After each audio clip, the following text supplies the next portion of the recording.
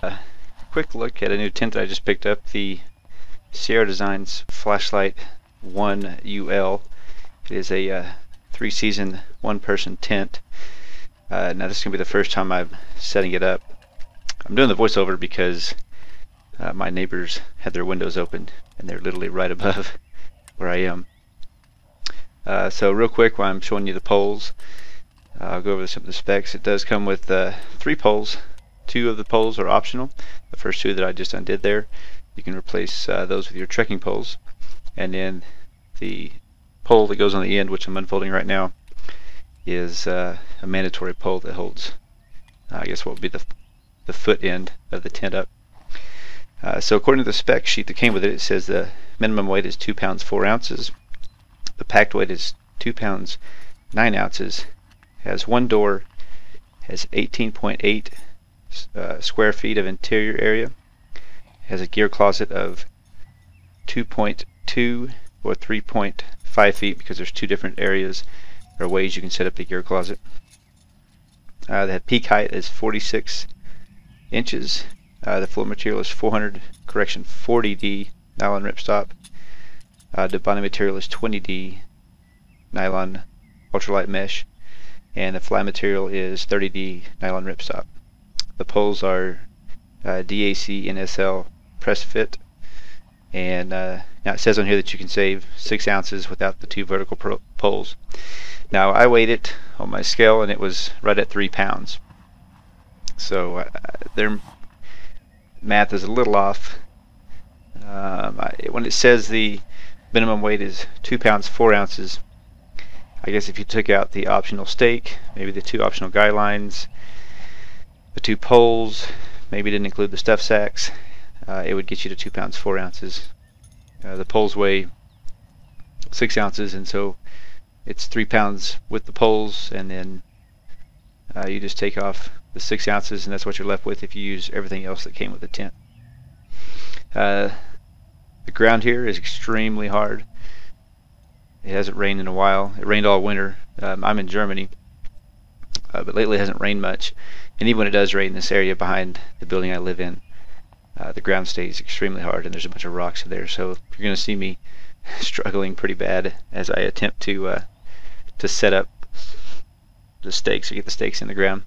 I am wearing flip-flops too, so it didn't help. I really couldn't drive it in with my feet because the flip-flops I'm wearing are really soft. Now again, this is the 1-person tent. Definitely a 1-person tent. You're not going to get any more than 1 person. If you want to try to get a dog in there, not going to happen. Maybe if it's a small dog, Chihuahua maybe might get in there with you, but other than that, it's just going to be you in there. There is plenty of room for just you, but that's going to be it. The gear closet, you'll see in a minute. I guess it's semi-adequate. You're just going to get a pack in there. So if you have a 55-liter pack, that's about all you're going to get in there. Really nothing else. There's only 2 other videos I found on YouTube, and that's going to be the 2-person variant. One was a prototype video, and the other one is I think Backcountry Outdoors has a video with it on there.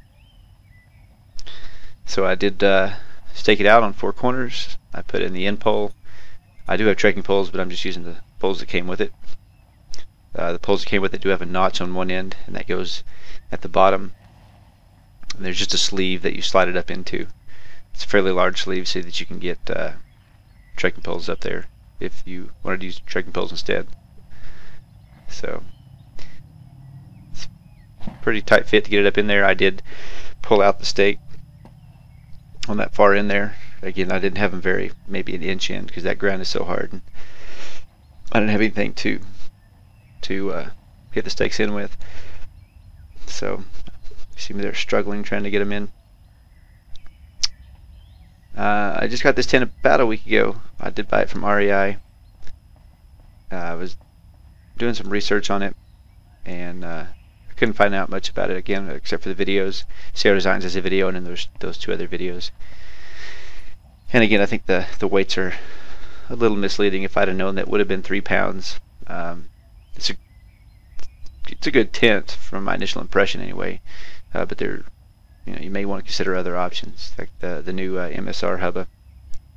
NSX, I believe, is the new model name of that one. So right now I'm just trying to get the guy lines fixed. They're a little tricky. The guy lines are kind of odd. You do figure them out. I mean, and you go, oh, okay, and that makes sense. But initially, it just kind of took me a second to figure out how the little keepers worked, because it was an odd design, something I'd never seen before.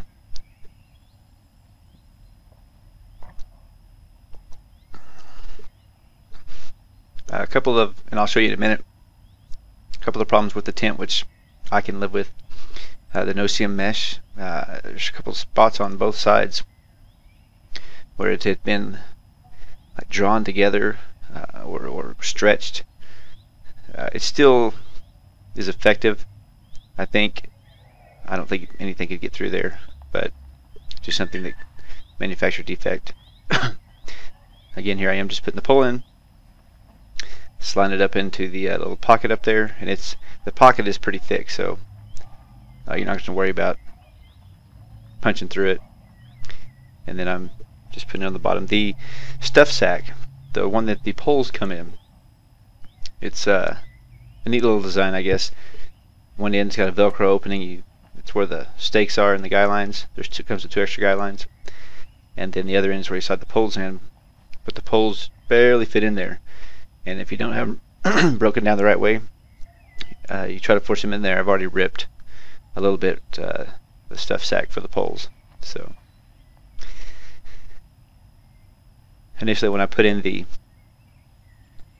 stake here, I let out the guy line quite a bit. It kind of come with the guy lines all attached. See, I'm trying to get it in there. It's not doing very good.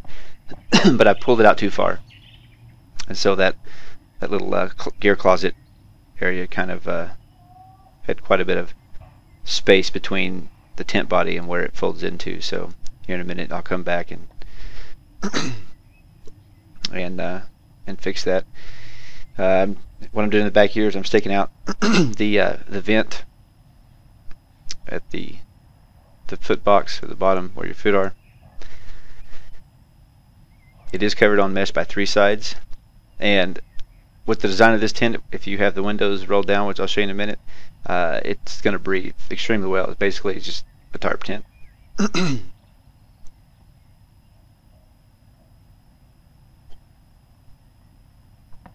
So again, this is me setting up for the first time. I have taken it out of the bag prior and looked at everything, but I've never set it up. So this is the very first time that I've sent this tent up. I was reading somewhere where it said you could set it up in a couple of minutes, but as you see, it's taken me a bit longer. And this is after me watching videos of it being set up. Now the gear closet is kind of neat. There's 2 different points.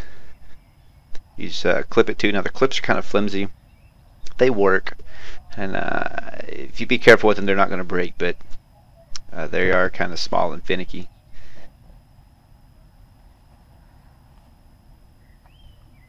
There I am readjusting that length on the gear closet. And again, the gear closet's not, in my opinion, it's not very big. Maybe on the 2-person it's a little bigger, but the peak height is the same, so I don't imagine it could be that much bigger.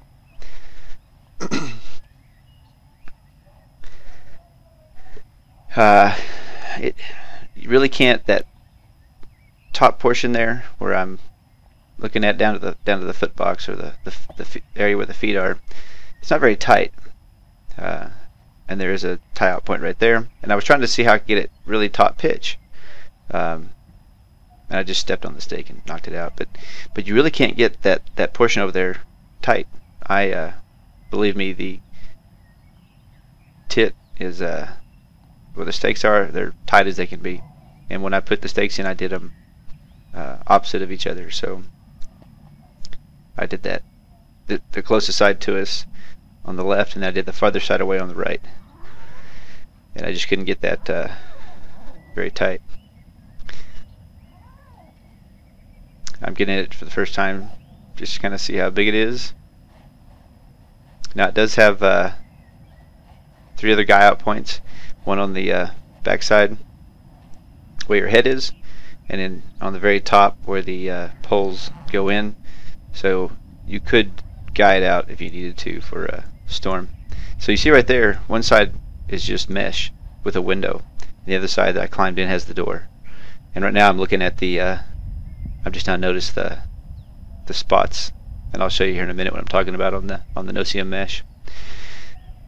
So it's definitely a breathable tent. I mean, you can get air in there pretty easy. Come over and grab the camera, and we're just going to take a little quick look around it. You can see that tie out point, or that guy out point there. This side here with the window down is just all mesh. And again, it's not easy to get a really tight or taut pitch on this. This is with the window all the way down. There I showed you the spots. I think I'll show you again here in a second. And there's the gear closet. We're going to climb in.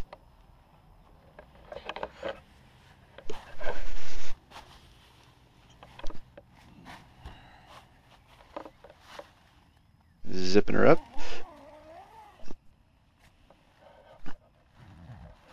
And pull the window down. And there's again a spot on that mesh where it looks like it was stretched. So after this video I played around with it a little bit. It does have a gear pocket there to throw stuff in.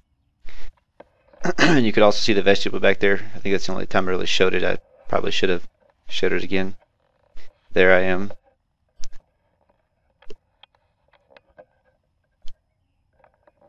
Alright, gonna lay down for you. So it's got plenty of room. There's the head. And let's take a look at the feet. So probably about 2 or 3 inches at my feet. It does have 2 tie-out points up there on the inside, so you can put a gear loft or tie a piece of 550 cord or something across if you want to hang something. And again, really can't see them, but I'm trying to show you the spots on this net. It's hard to see at the angle I'm at. That window there tucks in to a little pocket. It doesn't zip all the way down, then you just tuck it in to a little pocket. This window here has a little toggle and a loop. I was just trying to get it to zip all the way up. It was creased where it had been packed up. And you see the little loops there, and one on the other side.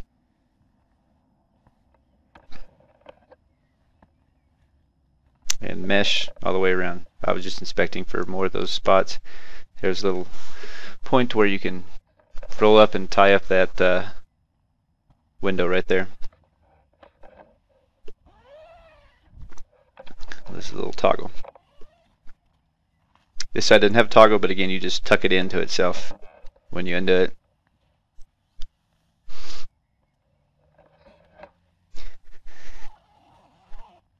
So yeah, there you go. Thanks for watching.